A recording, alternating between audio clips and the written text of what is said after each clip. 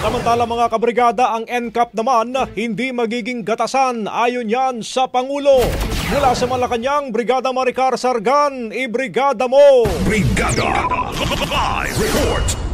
Suportado ni Pangulong Ferdinand Marcos Jr. ang pagpapatupad ng No Contact Apprehension Policy o NCAP.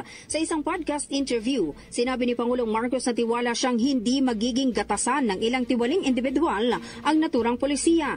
Anya malinaw ang layunin ng NCAP na pairalin ang disiplina sa lansangan at bawasan ang insidente ng korupsyon sa pagpapatupad ng traffic rules. Sa halip kasi na personal na huhulihin ng mga enforcer ang motorista, ang sistema ay nakabase sa aktwal na kuha ng kamera. Ang multa ay diretso ring ibinabayad sa system, kaya hindi ito dumadaan sa kamay ng kahit sinong tauhan na maaaring humingi ng lagay.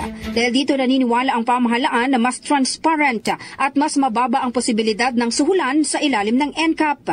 Sa kabila ng mga reklamo ukol sa halaga ng multa, nanindigan ng palasyo na ang pagpapatupad ng NCAP ay bahagi ng pagsasaayos sa sistema ng trapiko at pagtuturo ng tamang asal sa kalsada.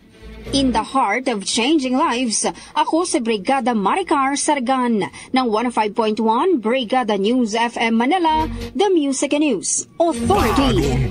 Brigada Balita Nationwide. Ang bahaging ito ay hatid sa atin ng Standout ES4 Capsule. Simulang tuparin ang pangarap ng iyong anak. And stunting now,